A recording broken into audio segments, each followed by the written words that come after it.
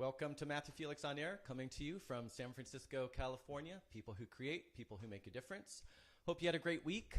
I did. 2 episodes of my new podcast, the radio episodes, Words and Images, came out on iTunes and Google Play.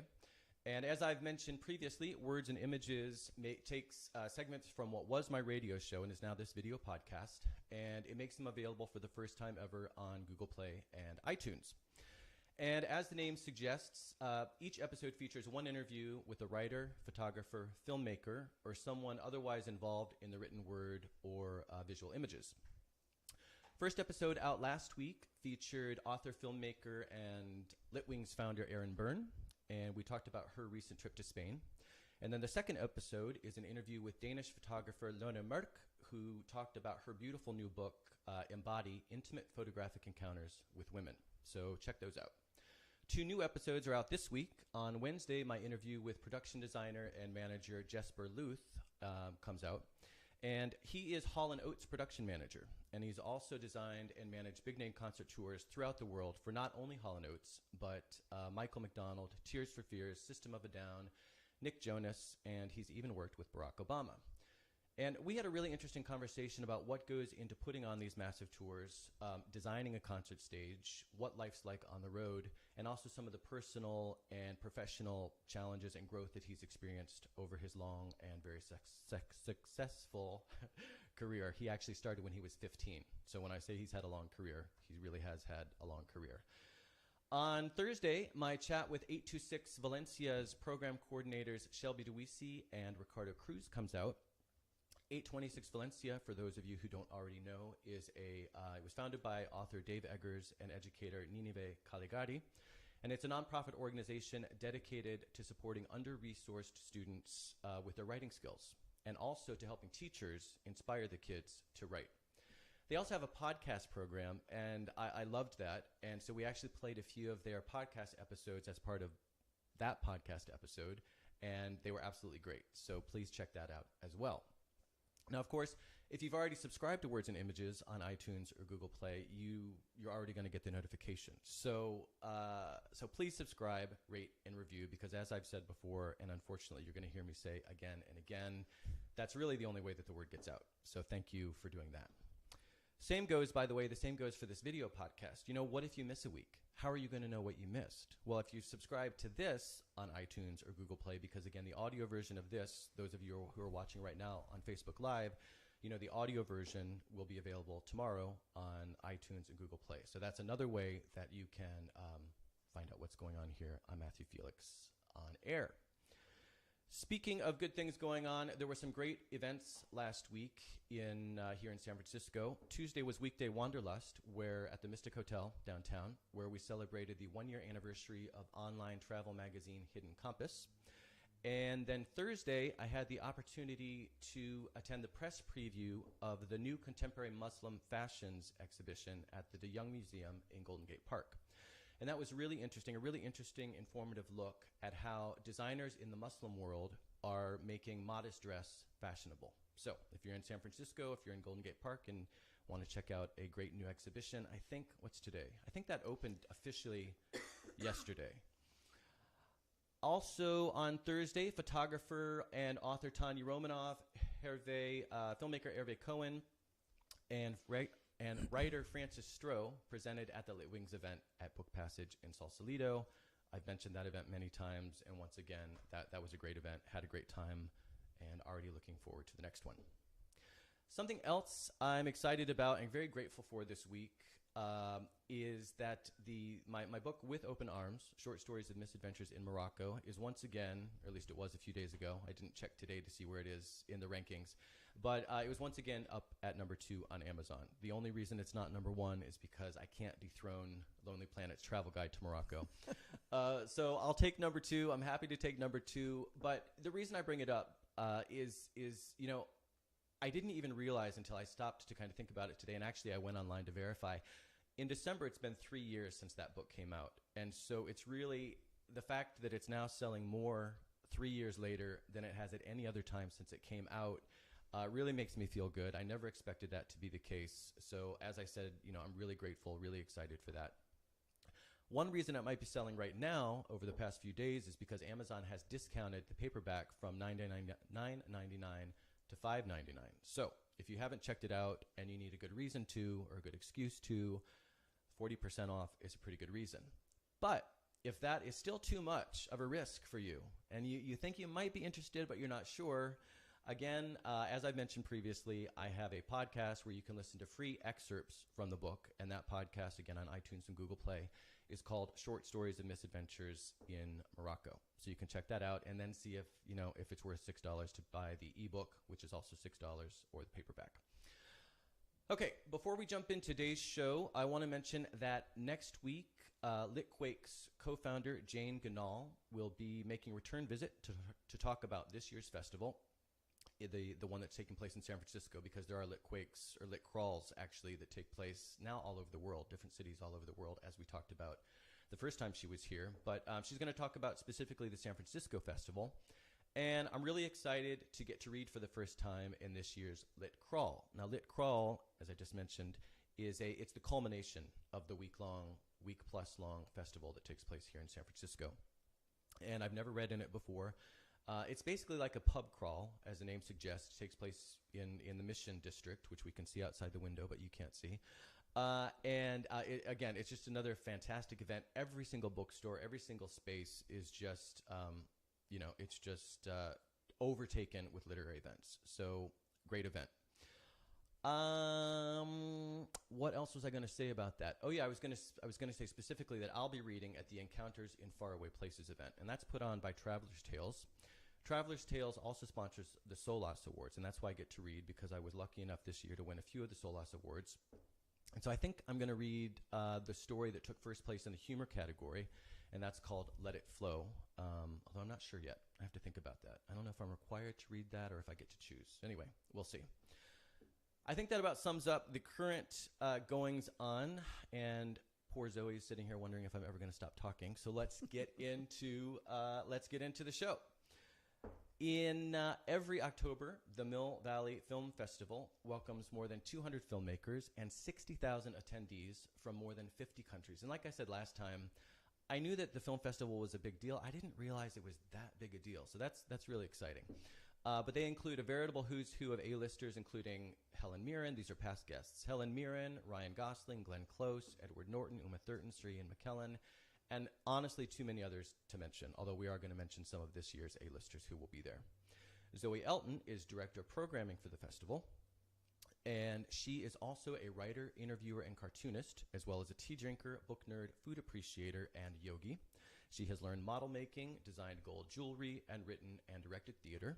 More often, she writes about film and story making, and she interviews filmmakers and luminaries such as Dustin Hoffman, Ang Lee, and Viola Davis, both in print and at the Mill Valley Film Festival, and sometimes also at nearby Skywalker Ranch. Zoe also travels far and wide in search of films, which of course is what she's here to talk about today, from Berlin to Burkina Faso and beyond. But again, today I have the honor of having her right here in my studio for her second visit. Welcome, Zoe. Thank you. Thanks for coming back. I guess it went okay the first time. I was able to coax you back for a second visit. Yeah, here we are. Here we are again. So as I said, since you have been on before, we're not going to rehash a lot of what we talked about last time. People will just need to go back and listen to that interview. Ah, there you go. You know, and just for people who haven't heard the previous episode, some of the things we talked about were the origins of the festival, its evolution, some of the ways it's made an impact in the bigger scheme of things, in the festival scheme of things, and some of the various programs. So we are going to touch on some of those programs again, including Mind the Gap. But I think it would be interesting for viewers and listeners who didn't see or listen to the first episode, just to hear a little bit about your history with the festival and how you got started with it, and your continued involvement with it. I got started with the Mill Valley Film Festival when it first began, and I'd pretty much just arrived from England, and I have, as you know, I have a sort of a multifarious background, mostly in theatre. And they were starting a film festival and, looking for people to jump in, which I did. And in the early part of working there, I did the Video Fest. So Mill Valley was sort of in the vanguard of film. Most film festivals were kind of like all about celluloid at that point. mean, who even knows what celluloid is right now? I'm not sure I've ever heard of it. But essentially, the evolution of the Mill Valley Film Festival kind of tracks the journey of film into, from 35 millimeter into digital cinema, and of course now beyond. Right. So that was actually kind of fascinating. So early on, I had a sort of a mixed career where I worked writing and directing theater, designing, and doing curation for a part of the film festival. And just something I forgot to mention that's pretty relevant is when we talk about the history and early on, we're actually talking about 40 years ago. Last year was the 40th anniversary of the festival and the 40th anniversary of your involvement in it. That's right. So this really has been around for a long time, and again has been as really have influential. As have all of us here at the Matthew Felix On Air Show. So but that's great. And I did ask you last time. We don't have to.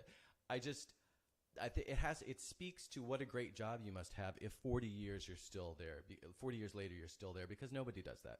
Nobody does that, right? I know, it's wild. Nobody does do that anymore. But I think a part of it, is the nature of this work is so multifarious. I mean, running an international film festival means that you kind of like intersect with so many different cultures through film. Right. I mean, I really noticed it actually when I was in Berlin in February. Berlin, because it's sort of towards the east of Europe and because it has a political sensibility, often the tone of the overall programming there has quite a sort of, a political sensibility. Mm-hmm. And I think there was a point when I was there where I felt like, it's just extraordinary to experience stories through film that makes you realize how much the human condition is common to us all. Right. And I think that I don't know, for some reason it was really hitting me there this year. Yeah, we're all in this together, and sometimes we lose sight of that. Yeah. And so it's nice film can kind of provide the reminder. Can get you there, yeah. Right. Yeah. Before we go too much further, just in the context of sort of setting the background and the stage for the festival itself, but then also the California Film Institute, I think we should probably give them a shout out, because what's their role here and how do they fit in? Yeah. The California Film Institute is sort of the umbrella nonprofit with several projects underneath that umbrella. So Mill Valley Film Festival was the first and the original one. So that started. And then about almost 20 years ago, next year it'll be an anniversary, we started the Rafael Film Center in San Rafael. So we renovated and rebooted, that beautiful deco theater, which will be hitting its 20th anniversary next year. Wow. Yeah, and then we also have an education program. And that goes year round. We just had a program where kids were showing films that they'd made in a week. Oh, wow. It's that we do some amazing things. Yeah, that's like the that podcast program I just mentioned that 826 Valencia does with their kids. Yeah. And I can only imagine how great those films must be. Well, it's kind of, yes. We have we have a thing called My Place, My Story. Okay. So kids who come from all around the San Francisco area get to learn how to make a film that's autobiographical in a week. So they make a short film. And then we show them, often before like our member screenings year round at the Rafael Film Center. Okay. So that's kind of great. Oh, that's really great. But we also do a program in the summer where the kids, learn about curation and so on, and, how films are made. And they coming out of that, they become curators, and they see the youth entries that we've received for the film festival, and they put together a show that we show at the festival. Oh, I love that. Yeah. I love that. That's great. Okay, so that's just a little bit of background about the California Film Institute and how it supports the festival itself. But before we get into the festival itself, you do travel the world looking for films and finding films, which, again, is an incredibly enviable job. But so like I said, though, before we get into the specifics of this year's festival, what are some of the just broader trends that you've seen over the course of the past year in your travels and in your attendance at these various festivals? Are there certain trends that jump out? I mean, there must be, or maybe not. Maybe each festival makes its own mark and they really are. Each of them is really different and really focused on different areas. Or are there trends that you can discern? Well, I think that festivals do have, in the way that I was saying about Berlin. I do think that what I was seeing with that were films that were coming out of different sensibilities and that were, pushing the envelope politically and speaking to where we're at politically.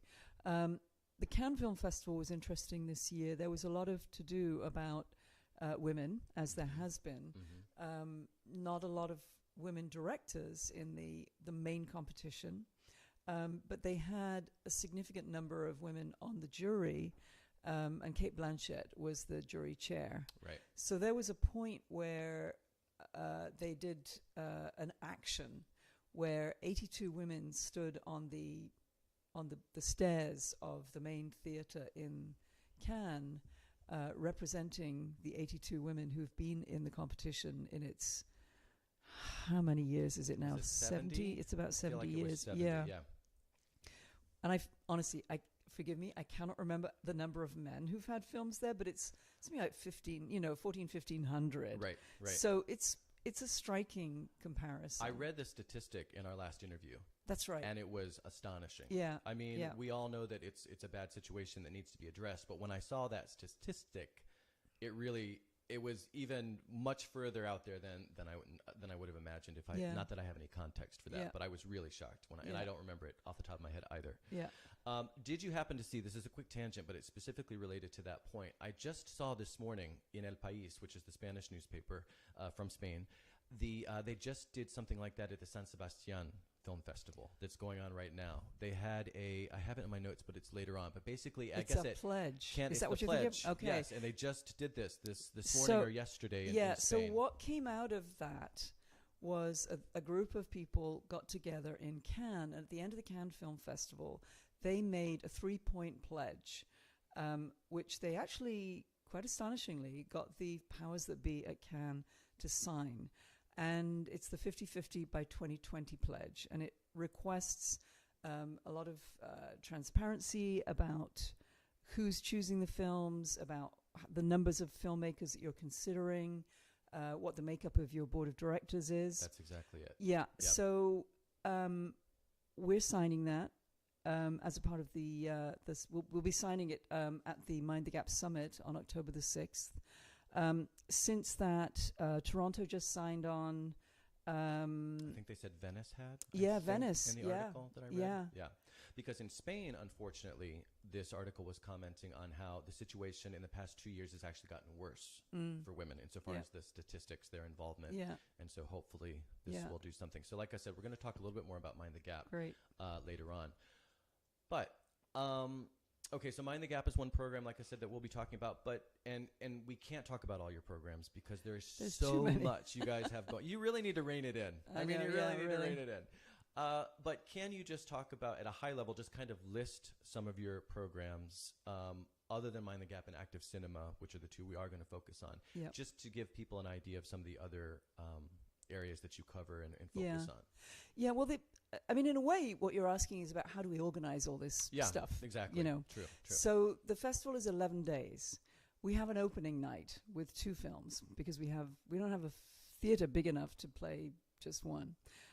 We have a closing night, so we're bookended by the sort of 2 big nights, and then during the film festival, we have shows where we honor filmmakers, directors, actors, mostly this year, in 2 ways: either as a tribute when we're looking at a sort of at a lifetime achievement, right? Someone who has a big body of work that we want to honor.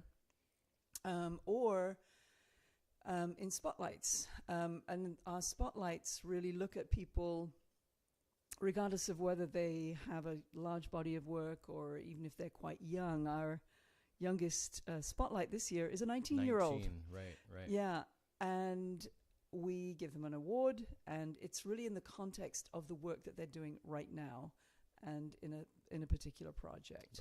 Right. Then throughout the festival, we show films in different genres. We show world cinema, U.S. cinema, documentaries, family films, shorts, music, films. We have a small cannabis focus as well. Yeah, I noticed that. Yeah. Well, you can even get a cannabis pass You if you just want to go to those movies. Yeah, you can get the cannabis. Yeah. And then we also have focuses, and those really come out of things that we see as being, coming out of the concerns of the filmmakers whose work we're booking for this year. Sure. So we have a queer focus, we have a black focus, and animation, yeah, and there's one other, and of course teens and 20s. Yes, thank you. There you go. Got it in That's front what of I'm you. here for. I know I get to cheat. Yeah. I didn't let you use your notes, but I've got my notes here for both of us. Yeah. Yeah, the teens and 20s has, for some time we've really sort of been looking at whether there is like a young person's equivalent of YA novels. Okay, sure. Yeah, so for some time we've really been looking at that, and we wanted to put that into a focus this year because we have actually several films that really are driven by young people's stories. Yeah. All right, interesting. So thank you for that high-level summary. Like I said, there's just so much there, but that at least gives people an idea of all the different world, North America, USA. But actually, now I'm touching on your premieres, which is my next question. So you have 25 premieres at this year's festival, and they are in the three categories that I just mentioned, world, North America, and USA, which you've broken out. How important are the premieres to the success or prestige of a festival? I mean, is that a big part of when you're putting together the program? Presumably, I'm guessing you would want to have a certain number of significant premieres, and that's part of the hope and objectives of the I think programming? I think for a film festival like Mill Valley, which has been around a long time, which has an international profile, which shows, we show a lot of films that are going to be on awards track, so they're getting their California premieres here. Typically, they may have shown at Toronto or Telluride prior. Okay. But the first time they're seen on the West Coast is at Mill Valley. Okay. So that happens a lot. And then there are a lot of premieres, throughout the fabric of the festival. Yep. And I think really what that helps us to do is to really support filmmakers as they launch their films and as they get their films out into the world. For a festival, I think it's important in as much as, we can support filmmakers, we can get more press for them if they are, getting the film out for the first time.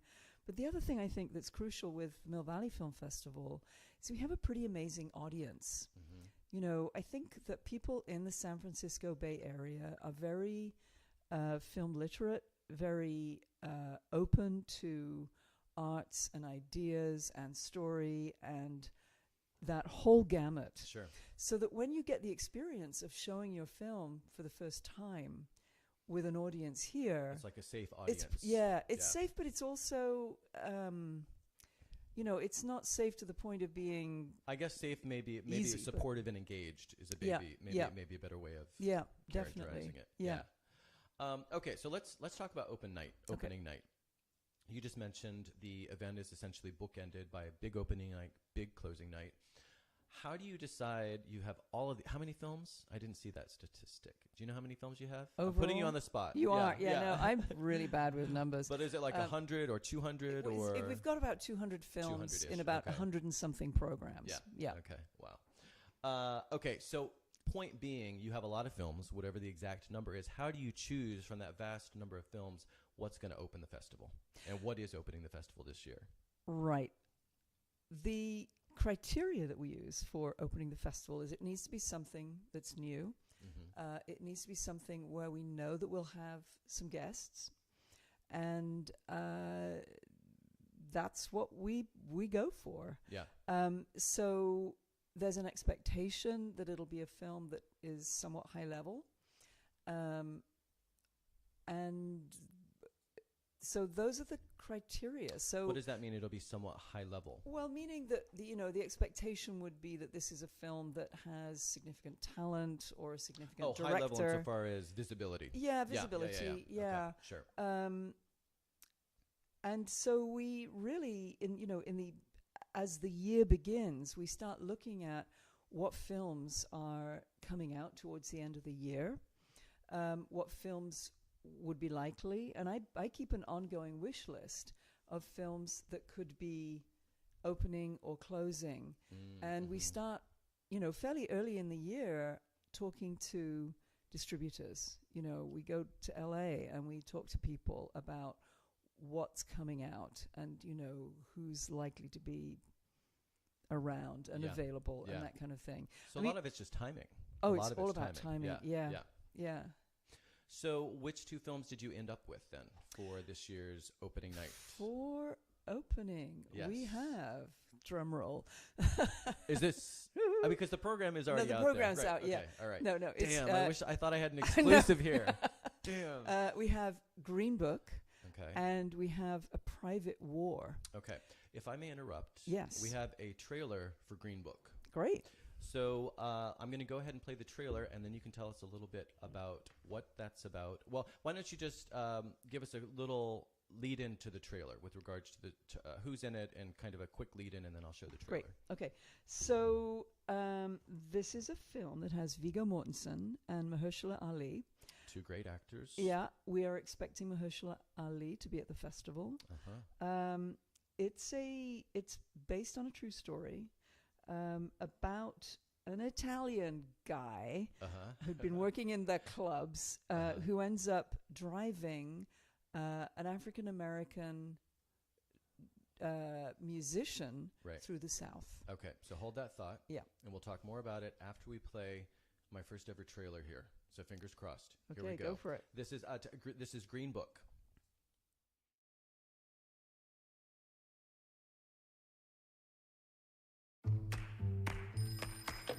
Yeah, some guy called over here, a doctor. He's looking for a driver. You interested? I am not a medical doctor. I'm a musician. I'm about to embark on a concert tour in the Deep South. What other experience do you have? Public relations. Do you foresee any issues in working for a black man? You in the Deep South? There's gonna be problems. Promise me you're gonna write me a letter. No problems. Tell me that don't smell good. I've never had fried chicken in my life. You people love the fried chicken. You have a very narrow assessment of me, Tony. Yeah, right? I'm good. You will be interacting with some of the wealthiest people in the country. It is my feeling that your diction could use some finessing. But why you breaking my balls? Because you can do better, Mr. Balalonga. Dear Dolores. I saw Dr. Shirley play the piano. He's like a genius, I think. Come on, take it easy. I prefer not to get grease on my blanket. Ooh, I'm gonna get grease on my blanket. This gentleman says that I'm not permitted to dine here. I'm afraid not. How does he smile and shake their hands like that? Because it takes courage to change people's hearts. What are you doing? A letter. May I? Dear Dolores, sometimes you remind me of a house. You know this is pathetic, right? Put this down. The distance between us is breaking my spirit. Falling in love with you Was the easiest thing I have ever done. P.S. Kiss the kids. That's like clanging a cowbell at the end of Shostakovich's 7. That's good. It's perfect, Tony. Come on, get out now. You never win with violence. You only win when you maintain your dignity. You don't know your own people. You, Mr. Big Shot, doing concerts for rich people. So if I'm not black enough, and if I'm not white enough, then tell me, Tony, what am I? Anyone can sound like Beethoven. But your music, what you do, only you can do that.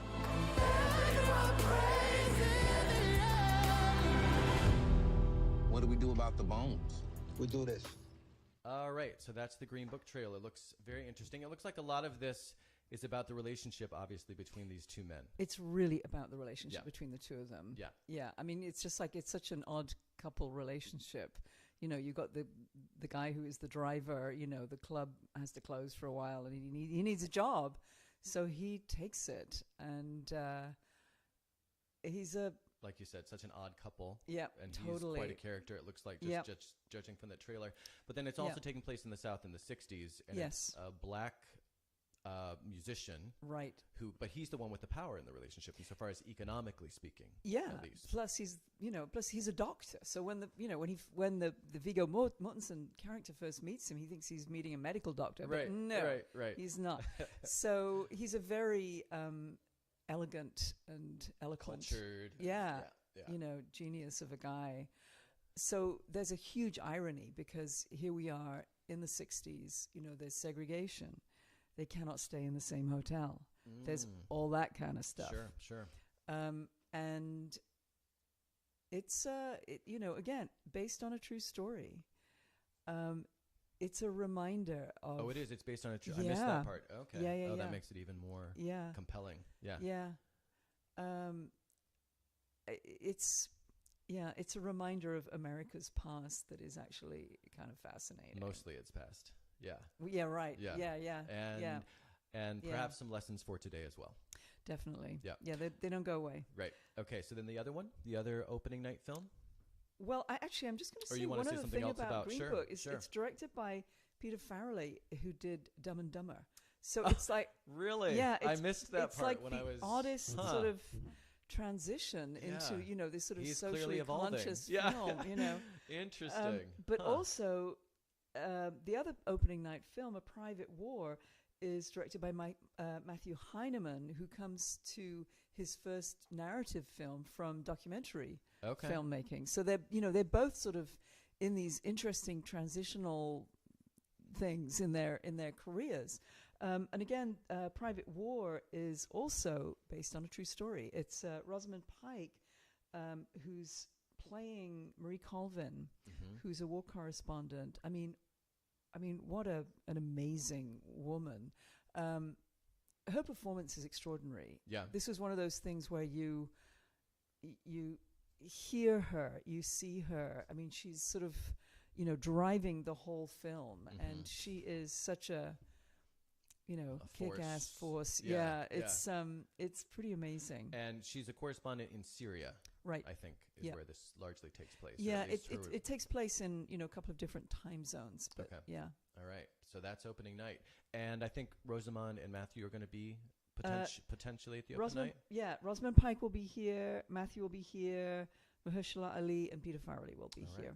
Okay, so get to opening night. And by the way, I don't think I said the dates. 10/4, Thursday, October 4th, I think, is the opening. That's right. Is that right? Yeah. And it goes until the 14th Correct, of October, which is, what day is that? That's is that a Sunday. Yeah. Okay. Okay, so that's opening night. But then you have something that you call the centerpiece event. And what film is featured? Well, first of all, what is the centerpiece event? How is that different from the spotlights or the other different sort of categories that you have? What's the centerpiece? It's kind of like a sort of a mid-ish, depends on scheduling, obviously. But it's sort of like a... Oh, it's the center of the festival. Yeah, it's like the center of the festival. Okay, and it's a way of sort of having a celebratory film. It's sort of, as a midpoint kickoff. Okay. And so what did you choose this year? Roma, Alfonso Cuarón's new film, which is really an exquisite film.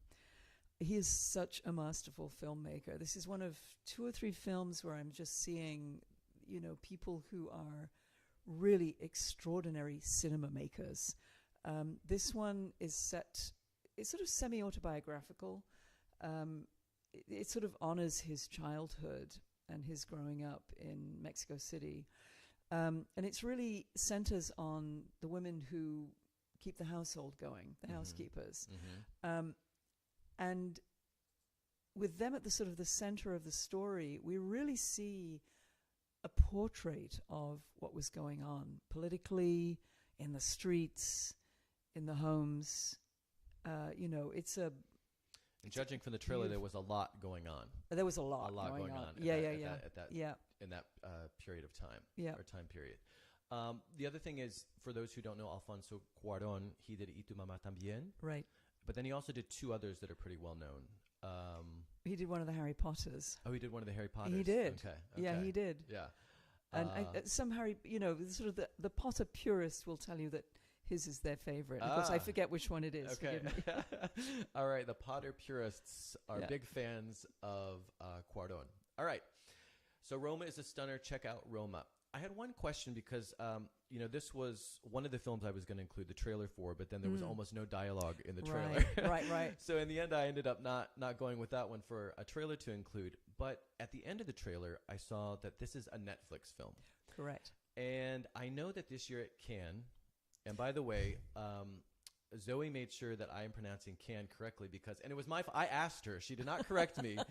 But on our last show, I was saying Cannes, and then I kept hearing her say Cannes, and I speak French, so I thought I knew what I was saying, but it turns out it's Cannes. Oops, I'm looking at the wrong camera. For all of you who want to say it right, of course, we already know not to say the S. Right. But I was getting the A wrong. Anyway, point being, Netflix films were banned this year from Cannes. They were, because there is a law in France that won't let you show films at the Cannes Film Festival or wherever if they're coming out on streaming platforms within, I forget exactly what the time was. It was something like 2 or 3 years. It was a long, wow. yeah, it was Big not window. a short period of time. Yeah. So it's kind of fascinating just because it just tells you that time actually has changed. But I think one of the things that's really interesting, like with Roma, Cuarón made this to be seen on a 4K screen. We, with the help of Netflix, have actually brought in additional projectors. Oh, really? And upbooted our sound system at the Rafael Film Center so that this film can be seen optimally in a cinema. Oh, wow. And I think that tells you, I think it tells you something about Netflix, that there's a commitment to filmmakers. I mean, the slate that they have this year has some extraordinary filmmakers. Yeah.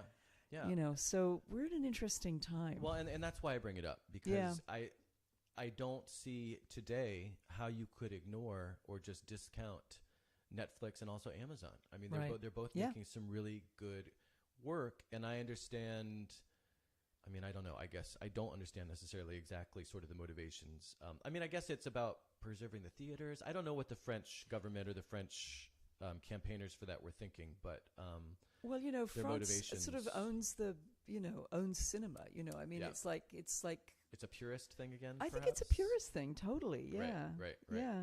Okay, so I was just curious, and so it's interesting though that they're Netflix in this case. Not only are you welcoming them in and just recognizing their current contribution, but you're collaborating with them, and you get to have this enhanced experience that you wouldn't be able to otherwise. So interesting. Okay, so another feature of the festival that you've already mentioned are your spotlights. Right. And other than the kindergarten teacher, which we're going to talk about at the end, what are some of, first of all, again, what are spotlights? And then what are some of the spotlights that you're shining, if you will, this year? Yeah. Spotlight is a program in which we pull to the fore some of the films that we think have really interesting work. Mm-hmm. And in the context of the program, we offer an award to the people who are behind it. And we do it in several different ways. So, for instance, the first spotlight that we have this year has both Carey Mulligan and Paul Dano in attendance. Mm-hmm. This film, Wildlife, based on a novel, is Paul Dano's first directorial outing. Because he's an actor. Yeah. Yep. And one of the things that we thought that was really strong about it is the collaboration. So we're looking at specifically at the director-actor collaboration, and we're honoring Paul and Carey for their work in that realm. Mm-hmm. Also, just like a little back pocket thing as well, the person who wrote it is Zoe Kazan, who is Paul Dano's partner. Uh-huh. So all in the family. Yeah, the collaboration goes even deeper. Yeah. Okay, so that's one of the spotlights. Yeah. And what are a couple others? One with Joel Edgerton with the film Boy Erased, which is about a boy who goes through what do you call it? Conversion therapy. Gay conversion camp. Yeah, gay conversion camp. Yeah. Right.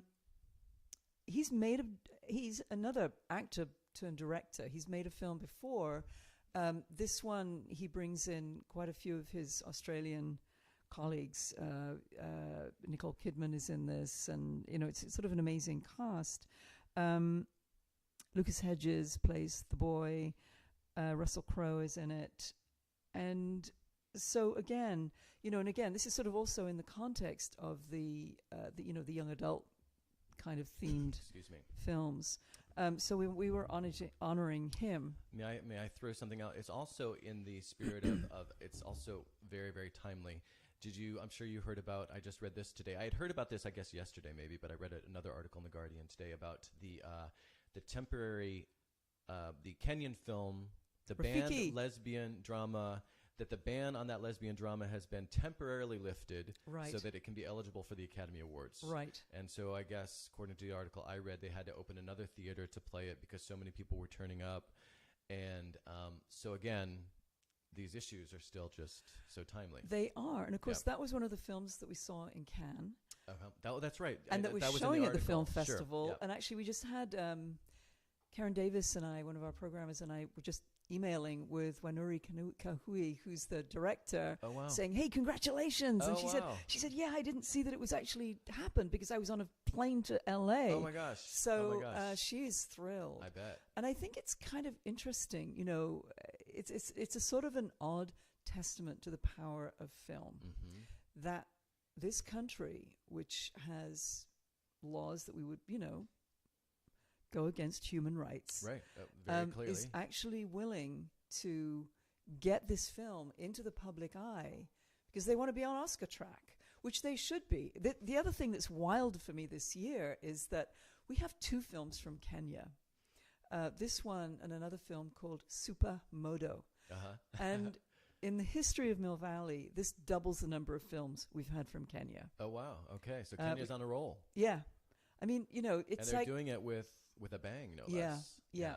So it's actually kind of great that Rafiki is, at least hopefully going to get nominated as Kenya's yeah. I mean, it sounds Academy like it. thing. It sounds like it. Yeah, it'd be great. Give me another spotlight. Oh, another spotlight. Wow. Oh, well, how about Amanda Stenberg, she's our youngest honoree this year. You just referred to her a second ago. Yeah. In The Hate You Give, again, based on a YA novel this time.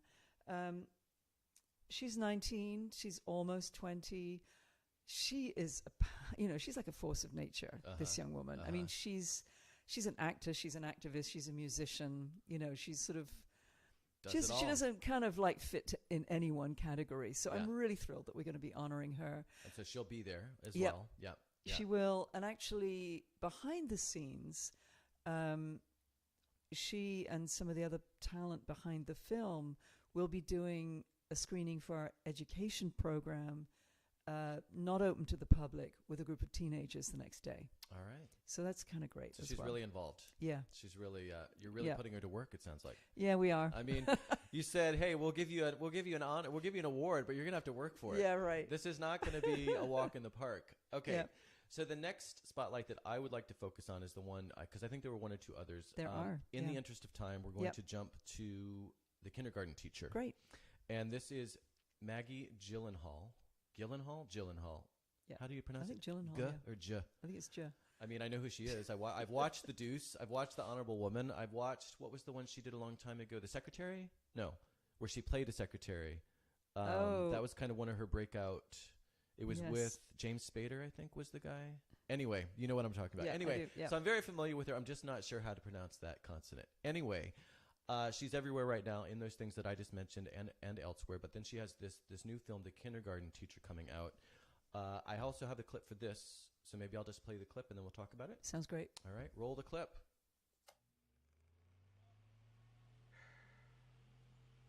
So tell me about you. What do you do? I teach kindergarten. That's such a delicate thing, right? You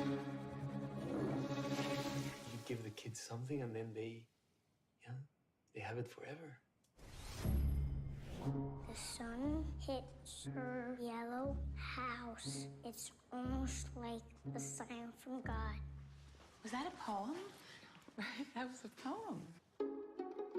The sun hits her yellow house. It is almost like a sign from God. Wow. With so few elements, he makes something very, very complex. I think we have a young Mozart. If you stay curious, then you can see the world however you want. Like a cat. I've asked Jimmy to recite a few of his poems at a poetry reading. Forget it. On Thursday, he has baseball practice with his friend. But he's gifted, Mr. Roy. I want my son to have a normal life. Hello. Jimmy, hi. It's Lisa. Why are you calling me? It's almost like a sign from God. Why are you upset? I loved it. Talent is so fragile and so rare, and our culture does everything to crush it. Hey, Jimmy. Hi. Hi. Turn that. Push it to the left.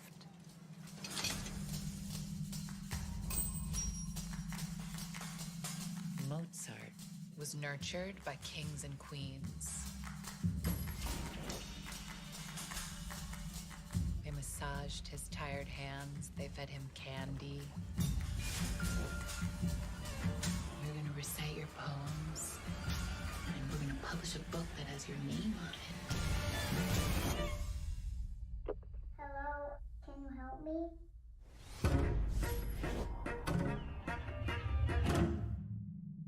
Okay, The Kindergarten Teacher, only on Netflix. So that's another Netflix one. It is. Which I did not realize until just now, even though I watched that earlier. I forgot about that. What was I going to say? Oh, what I was going to say, my reaction to that, and then I want to hear you obviously talk more about the film. But my reaction to that clip was, in the beginning, it was kind of got a slow start. And I almost thought it was going to be sort of a sweet, feel-good sort of thing. But then as the trailer plays, then the music changes and it starts to get a little tense. And then it gets tenser and tenser. And it seems that there's a lot more going on here, is my impression, having only just seen the trailer. That so nails what can you tell us? Yeah? That nails it. Yeah, without any spoilers, right? Yeah. This is kind of a fascinating it's a fascinating film and an amazing performance. And you nailed essentially what it is. She is a kindergarten teacher, and she sees one of these kids in her class, and she thinks he's a genius. He's making up spontaneous poetry. And she essentially becomes obsessed with him. And she seems on the surface to be, a really great teacher. And yet below the surface, there is something that is, it doesn't sort of tip you over into the realms of, horror or genre.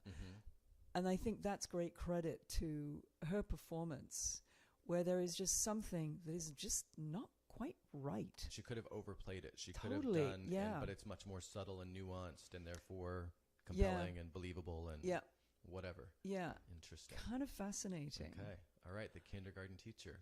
Yeah. Okay. Anything else before we move on from that one? Well, actually, because I think I still see wheels spinning. Well, yeah. As I'm just to sort of relate back to several of the things that we're showing this year. I think we have a lot of films that will be spinning the wheels of the Academy. Yeah. And there are a lot of performances that are damaged or, these really intense female characters. This is one of them. The character that Nicole Kidman plays in Karin Kusama's film Destroyer. Yeah. If you've seen that picture of her, she is literally unrecognizable. I've seen the picture. Yeah. Noir gone very noir. Right. And then also, we're honoring Richard E. Grant, but in the film Can You Ever Forgive Me, the character played by Melissa McCarthy, again based on a true story, is an author who starts doing forging autographs to make a living. Her own autographs or no, other people's? No, famous people from history. There's an idea. Mm-hmm. I may have to see that film just to get some pointers. It's kind of cool. Okay. But there are a lot of these characters who are challenging, dense, dark. Right. Flawed. Yeah. Flawed. Yeah. Okay. Yeah. All right. Badass. Badass. The badass we love the badasses. Yeah. So speaking of badass women, beautiful segue, and that is why I ended with the Kindergarten Teacher, because at that presentation, at that spotlight event, you're also going to present your Mind the Gap Award. Yeah. And so this Mind the Gap Award is in effect for badass women. And the Mind the Gap program is for women in general, in a broader sense. And we touched on this a little bit earlier already in the show when we were talking about, I brought up San Sebastian, and I can't remember why I brought up San Sebastian. But anyway, tell us a little bit about, because I know this is it was because of the pledge. Because of the pledge, exactly. Which is sort of happening internationally. Right, right. So tell us about Mind the Gap. What is it? What's the program? Mind the Gap. The gap we're talking about is the gender gap. Right. It was inspired several years ago by Stacey Smith's work. She's the professor from USC whose work is always cited when people are talking about 7%, directors in Hollywood, 2% or less composers are women. She's the person who coined the phrase inclusion rider that Frances McDormand called out at the Oscars this year. Yep. So she inspired us really to say, to note things are really not changing very much. So what can we as a film festival do to push things forward, to up the ante, to try and make a difference? So we committed to 50-50 by 2020 a couple of years ago. So to getting to 50-50 women directors, we track the number of women directors, producers, writers in all the films that we're showing. So we've started doing that several years ago. Which I think is an interesting distinction to point out, is that it's in front of and behind the cameras. Right. It's holistic. It's not one or the other. It's all of the above. Yeah. Yep. Yeah.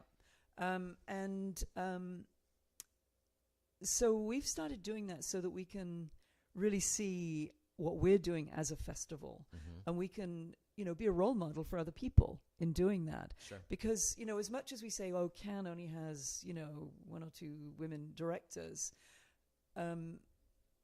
it's hard, just because if there's only 7% women on average coming out of Hollywood. See, that was one of my questions. How do you do that, right? Exactly. You're setting these very respectable but also challenging goals. Right. And if women aren't in the picture to the extent that they need to be, but you're trying to make sure that you're including them, then sometimes do you sort of hit a wall, or are not necessarily? You're able to find, because you just said 7%, for example. Right, yeah. And you're trying to get to 50-50. So how do you take 7 and get to 50, right? I mean, it must be challenging at times. Well, we're not only showing films from Hollywood. That's a part of it. Okay. We're showing films from all around the world.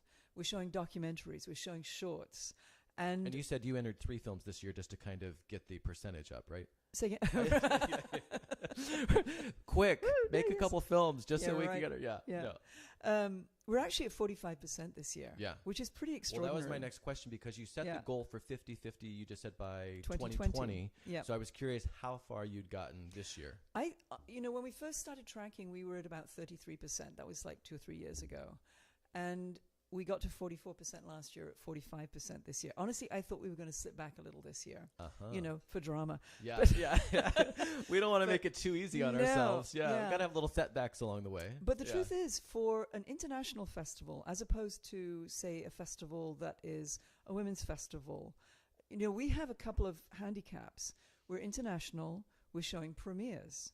So, those things already hinder us a little bit. Yeah. But, we have a kick-ass team of curators, and we do the research and we track it.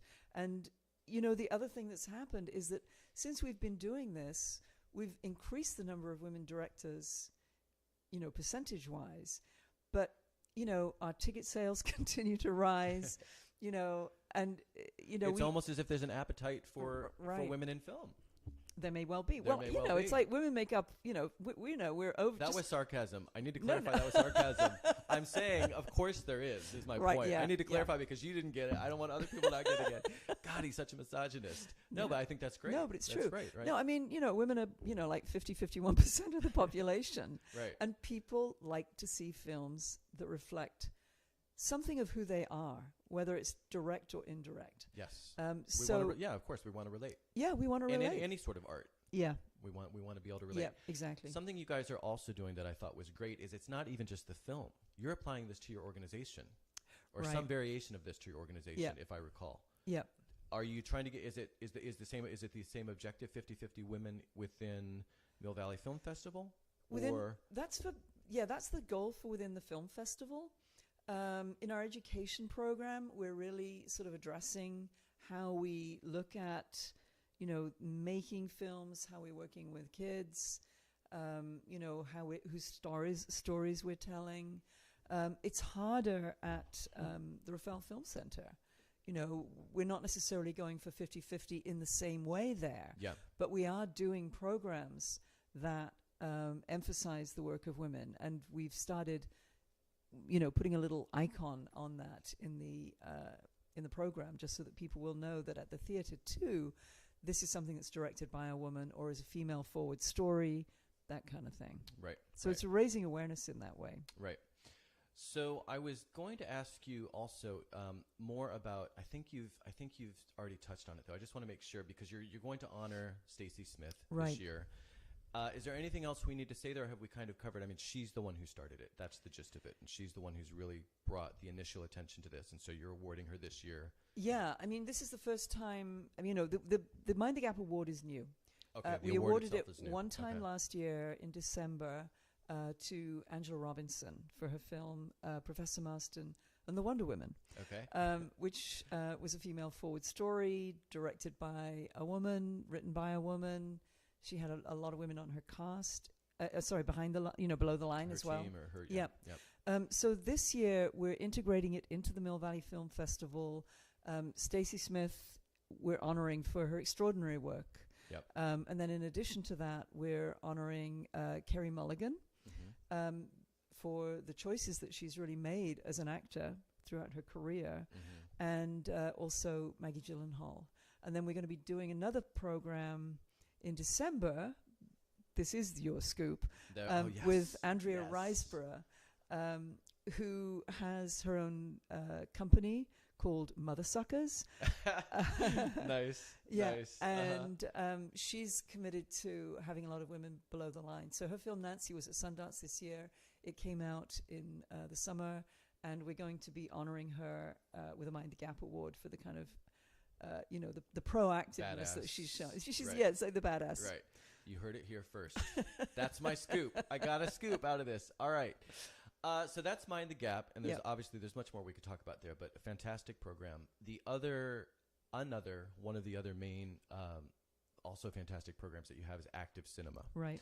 And can you tell us just a quick overview of what Active Cinema is, and then we're going to talk about one of the films in particular, From Baghdad to the Bay. But tell us again, just kind of a quick overview of what Active Cinema is, please.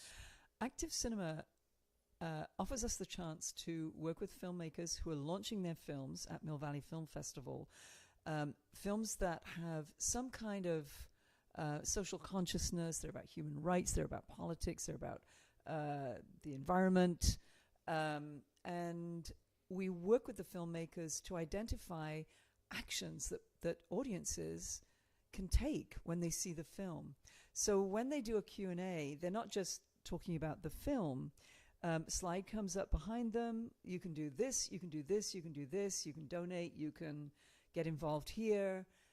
We want to give people a palpable guidelines about what they can do, because people come out of films and they're so inspired in the moment. They want to know what they can do. Right. So we want to help answer that question, and we want to support filmmakers as they start to take their films out into the world with ways that they can really do that, and to give the film legs, in ways that can engage audiences. And I think I remember from last time, if I remember correctly, you have a separate website where it's not even just right after you've seen the movie, right? You actually track and sort of keep up with a lot of these initiatives that are spearheaded or that these films are bringing attention to. Yeah. So it really is more of an ongoing thing, even versus just you come out of the movie and sign a petition, for example. It sounds as if it's even more involved. Yeah, right? I mean, we're really sort of building that as a resource, because with the films that we show, a lot of the issues don't necessarily go away. Right. They don't necessarily get resolved. Right. So we're keeping a log of the films that we show. We've gone back to some of the filmmakers for updates, and that's on that website. And then if people are working on a cause and they want to look for films that address the cause, Bringing it can be used together as a resource. Yeah, that's great. Yeah, that's another interesting angle. Do you know if anyone else is doing something similar? Because it seems like that's such a great idea. Yeah, I mean, I would hope that other organizations are taking your lead on that one. Yeah, I mean, in some ways, in a big way, participant media does it, but it's really with now, big Hollywood films that are driven by social issues.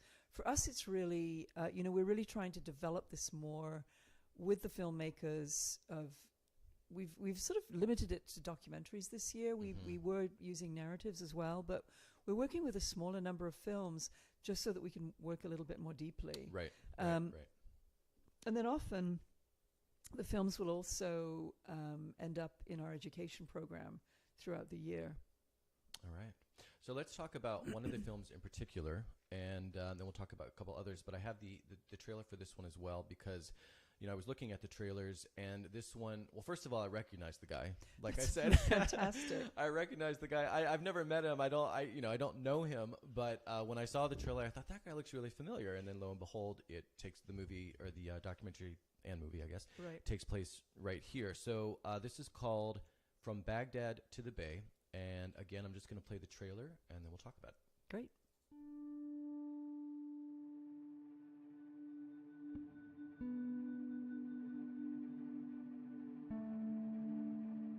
December the 12th, they took Saddam Hussein in jail. December the 16th, they took Ghazwan in jail, the U.S. Army. There was always a little thing in the back of my head that said, he's just too good. He's too good at this. Either he's very, very good at deceiving us, or he's really, really genuine. I didn't think that Americans will come and harm my country. I just gave my soul to them, and they know that. They kept on torturing me, and torturing, and torturing me. 75 days, until they say, we're sorry. The U.S. Army dropped me in a secret place. They told me to choose what place in the States. So I chose San Francisco. This is what happened to me. Now I'm here.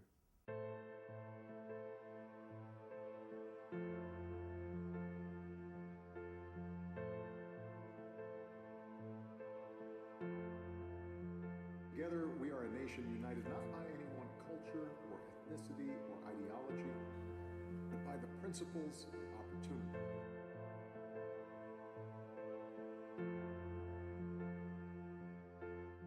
Working for the U.S. Army, I betrayed my family and betrayed the country. Being gay is beyond that. In Iraq, 6 gay men have been shot to death in the past 10 days, apparently in the form of honor killings. Having a gay son, it is a big shame for the whole family, for the whole tribe. You will put them in danger. I don't want to die in a lie.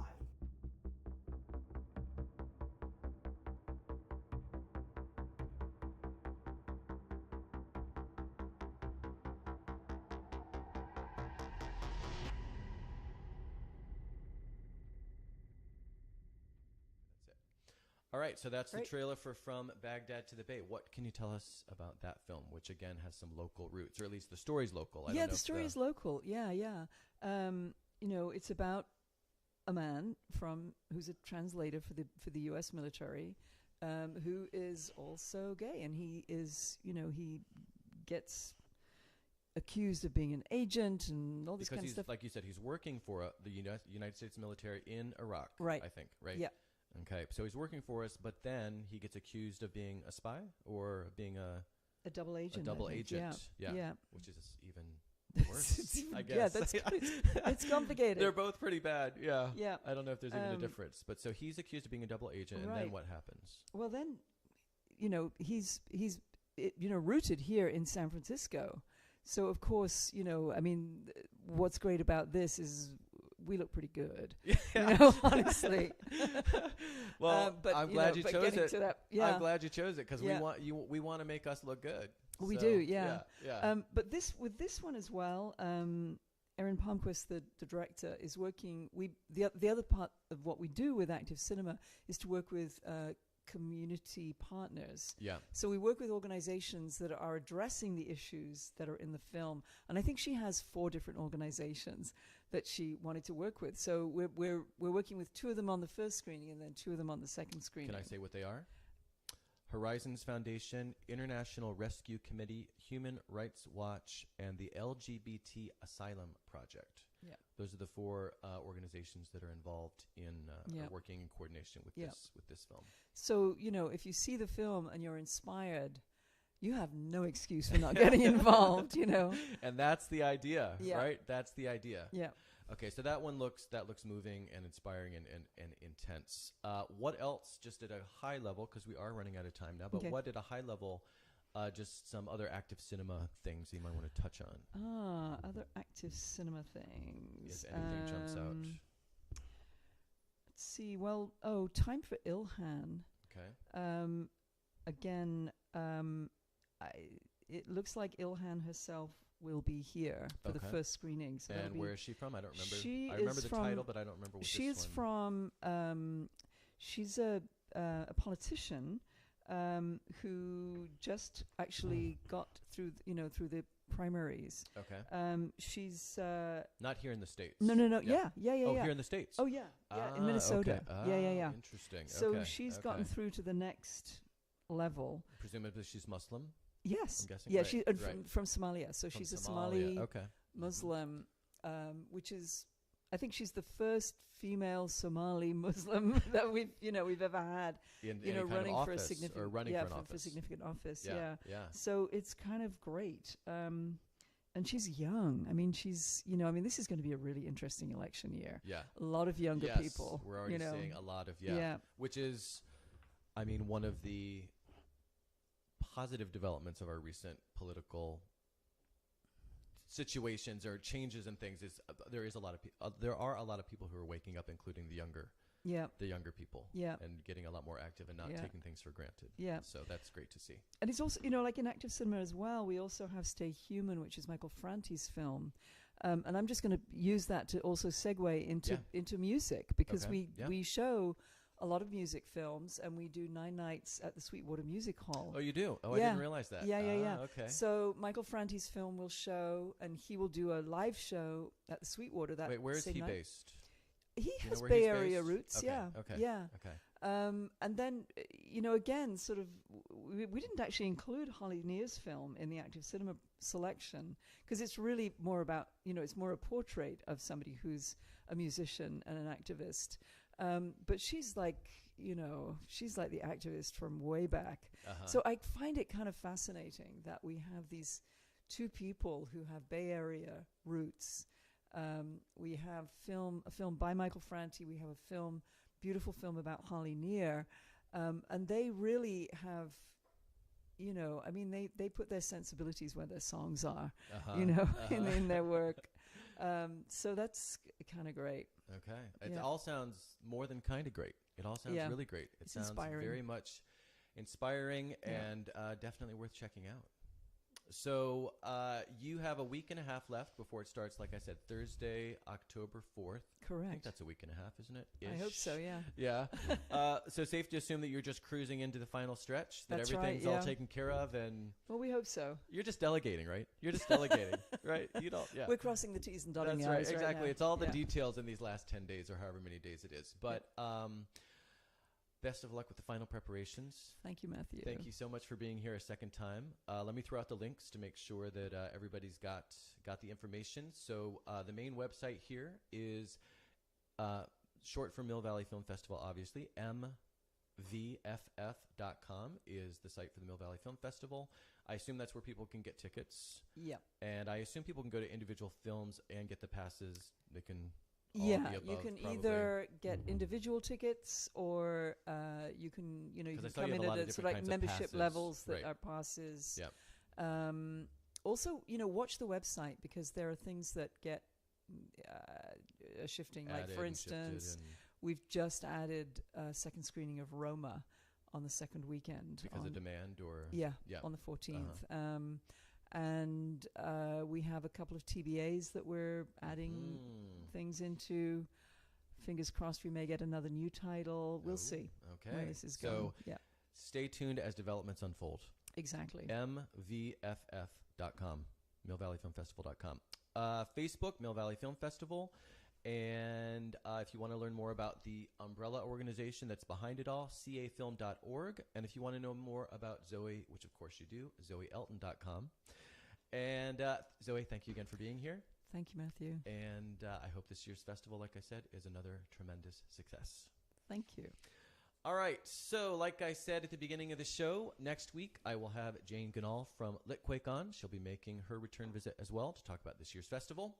Thanks again to today's guest, Zoë Elton of the Mill Valley Film Festival. And last but certainly not least, thank you for watching and listening. If you liked the show, please share on social media and subscribe, rate, and review. It really helps, and I really appreciate it. For more about me, my website is MatthewFelix.com, and links to my social media, books, other podcasts, and all the rest can be found there. If you have any comments, ideas for the show, or just want to say hello, I can be reached at FelixOnAir@MatthewFelix.com. Thanks again for watching and listening, and have a great week.